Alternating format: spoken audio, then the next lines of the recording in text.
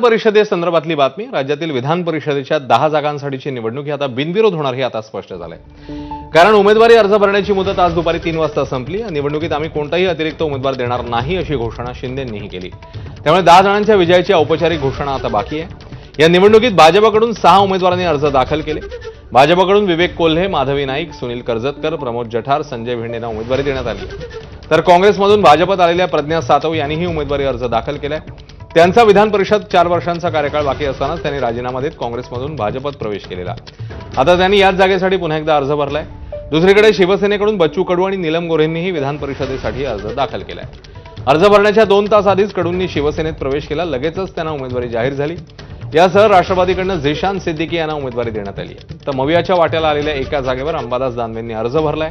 त्यांना काँग्रेसने पाठिंबा दिलाय.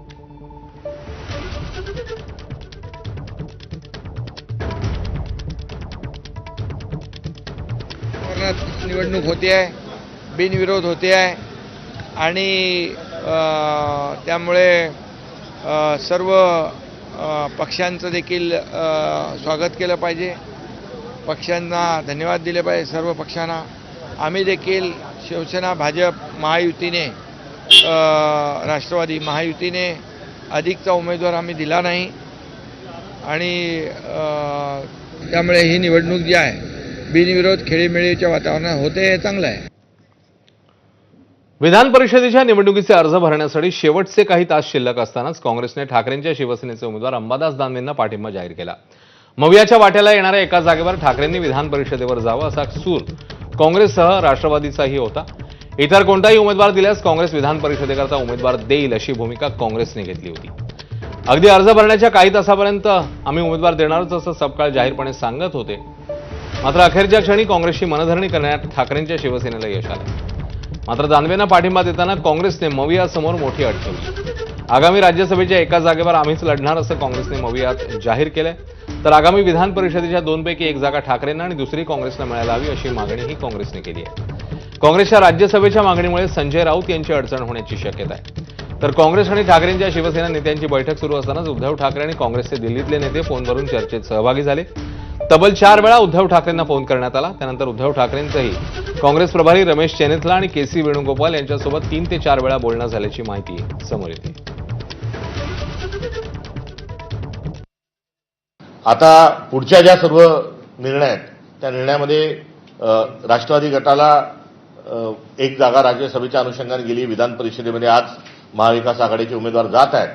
पुढच्या ज्या 2028च्या आणि 29च्या पूर्वीचे जे काही निर्णय आहेत त्या निर्णयामध्ये काँग्रेस पक्ष प्राधान्याने प्रतिनिधित्व करेल अशी देखील आज आमच्या तिन्ही मित्र पक्षांच्या सोबत चर्चा झाली आणि येणाऱ्या काळात आम्ही सोबत राहू आणि या निवडणुकीमध्ये काँग्रेस पक्षाचा जो पाठिंबा आहे हा माजी विरोधी पक्षनेते अंबादासजी दानवे यांना उमेदवार म्हणून राहील.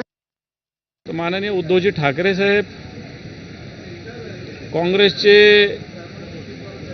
या राज्याचे प्रभारी चेन्नीथला साहेब, वेणुगोपाल साहेब यांची एकमेकात चर्चा होऊन यांच्यात लवकरच अशा पद्धतीनं बैठक होईल. संख्याबळ जर बघितलं तर असं कोणती पॉसिबिलिटी नाही. आता म्हणायला ते म्हटले असतील, मी त्याच्यात जात नाही, पण तो संख्याबळ जर बघितलं तर मला असं वाटत नाही कोणत्याही राजकीय पक्षाला अशा पद्धतीनं काही करणं हे काही सोपं काम नव्हतं आणि नाही. दरम्यान उमेदवारी अर्ज दाखल केल्यानंतर अंबादास दानवेंनी आणखी नेमके काय मुद्दे मांडलेले आहेत आपण तेही पाहूया. मी उमेदवारी अर्ज भरलेला आहे. हिंदू हृदय सम्राट शिवसेना प्रमुख श्रीमान बाळासाहेब ठाकरे यांच्या आशीर्वादानं माननीय उद्धवजी ठाकरे साहेब यांच्या नेतृत्वाखाली मला उमेदवारी देण्यात आली. सगळ्या पक्षांनी एकमताने माझा एकट्याचा फॉर्म भरला आणि मला असं वाटतं की निवडणूक ही बिनविरोध होईल असं मला स्पष्टपणे वाटतं. प्रहारचे नेते आणि माजी मंत्री बच्चू कडू यांनी आज अखेर शिंदेंच्या शिवसेनेत प्रवेश केला. उपमुख्यमंत्री शिंदेंच्या उपस्थितीमध्ये बच्चू कडू यांनी